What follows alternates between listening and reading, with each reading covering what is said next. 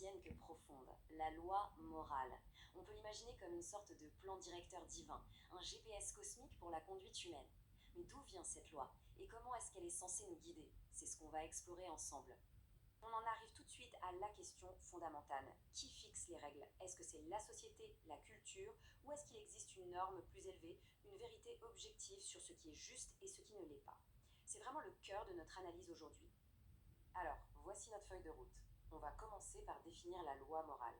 Puis on prendra un peu de hauteur pour voir le plan d'ensemble, ce qu'on appelle la loi éternelle. Ensuite, on redescendra sur Terre pour voir comment cette loi se manifeste en nous, à travers l'histoire, jusqu'à son application dans la vie de tous les jours. Allez, on attaque la première partie. Loin d'être une simple liste d'interdits, la loi morale, dans cette perspective, est vue comme un guide, une sorte de mode d'emploi pour bien vivre. Et le point qui est vraiment central ici, c'est que la loi n'est pas vue comme une contrainte extérieure qui vient limiter la liberté, c'est tout le contraire. C'est plutôt une instruction interne, comme un manuel du fabricant, qui permet à la liberté humaine d'atteindre son plein potentiel, son véritable but. Bon, maintenant, on va prendre de la hauteur. On va s'intéresser au niveau le plus élevé de ce système, la loi éternelle. Imaginez que l'univers soit un gigantesque ordinateur. Eh bien, la loi éternelle, ce serait son système d'exploitation, celui qui régit absolument tout. La loi éternelle, c'est donc le concept le plus vaste qui soit. C'est le plan originel, la sagesse divine qui met de l'ordre dans toute la création. Et c'est de cette loi-là que toutes les autres découlent, un peu comme des logiciels spécifiques qui seraient dérivés d'un unique code source. Et attention, cette idée ne date pas d'hier. On a ici la définition classique de Thomas d'Aquin. Pour lui, c'est la logique même de la sagesse de Dieu.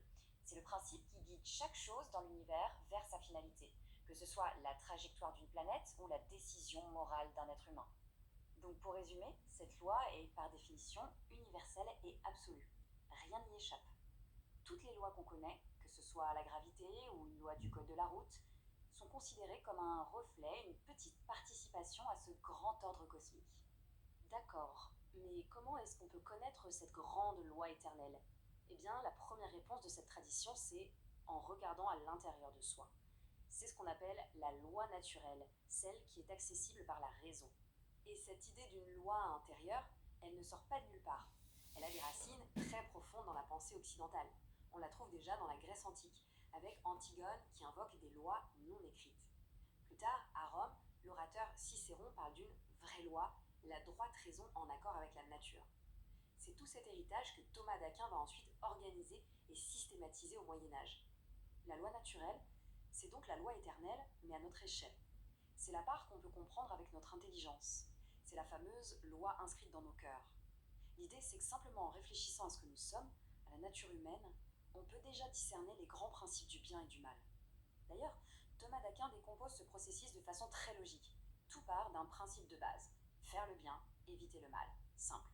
Ensuite, on observe nos grandes tendances naturelles, le désir de vivre, de fonder une famille, de chercher la vérité.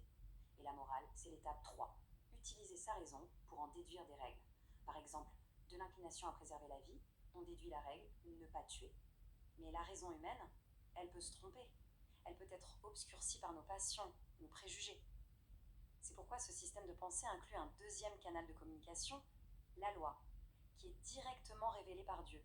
Le but de cette loi divine, c'est d'être un guide clair, direct, sans ambiguïté.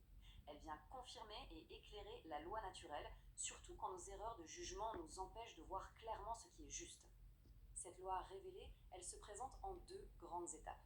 D'abord, l'ancienne loi, avec les 10 commandements qui a posé les fondations, qui a préparé le terrain. Et ensuite, la nouvelle loi, celle de l'évangile, qui ne vient pas annuler la première, mais la compléter, la perfectionner. On passe d'une logique de la règle extérieure à une logique de transformation intérieure par l'amour. Bon, après être remonté très haut dans les concepts, il est temps de redescendre sur Terre. On arrive à l'étage le plus concret, les lois qui régissent nos sociétés. Comment est-ce que tout ça s'applique dans la pratique? Alors, la loi humaine, qu'on appelle aussi loi positive, c'est tout simplement notre tentative, en tant que société, de traduire les grands principes de la loi naturelle en règles concrètes. Le principe de préserver la vie devient des lois contre l'homicide, par exemple. C'est l'application pratique. Et c'est là, bien sûr, que ça devient intéressant et parfois compliqué. Est-ce qu'une loi est juste simplement parce que c'est la loi? Dans cette perspective, la réponse est un non catégorique. Il y a une tension possible et même fréquente entre ce qui est légal et ce qui est moral. Pour qu'une loi humaine soit considérée comme vraiment juste, elle doit cocher plusieurs cases. Elle doit s'enraciner dans la loi naturelle, viser le bien de toute la communauté, et pas seulement d'un groupe, et être équitable. Si une loi viole ces conditions, Thomas d'Aquin a une formule assez forte. Il dit que ce n'est plus une loi, mais une corruption de la loi. Mais alors, est-ce que ce système, c'est juste une application froide et rigide de règles? Pas tout à fait. Il existe un dernier concept, un concept de nuance, qui est absolument crucial pour comprendre l'esprit de cette approche. Ce concept, c'est l'épékaya, qu'on pourrait traduire par équité. C'est la sagesse de savoir quand l'application littérale d'une loi, même une bonne loi, conduirait à une injustice. C'est reconnaître que celui qui a écrit la loi n'a pas pu tout prévoir. L'épékaya, c'est donc la vertu qui permet de dépasser la lettre pour honorer l'esprit de la loi et rendre une justice plus parfaite. L'exemple le plus célèbre pour illustrer ça, c'est cette parole du Christ. La loi du sabbat, le repos du samedi, était une bonne loi. Mais quand son application stricte empêchait de faire le bien, comme guérir un malade, Jésus rappelle son intention profonde. La loi est au service de la personne, et non l'inverse. Ça, c'est l'épikaya en action. Voilà, on a bouclé la boucle. On est parti du plan le plus vaste, la loi éternelle. On a vu comment elle se reflète dans notre raison avec la loi naturelle, comment elle est éclairée par la révélation et comment elle atterrit dans notre quotidien à travers les lois humaines et nos choix personnels qui demandent ce discernement, cette équité. Et tout cela nous laisse avec une dernière question, une question essentielle. Si ce grand plan moral existe, quelle est la place de notre boussole intérieure, de notre conscience?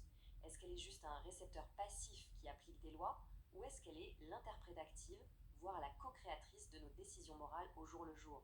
C'est une question qui mérite réflexion.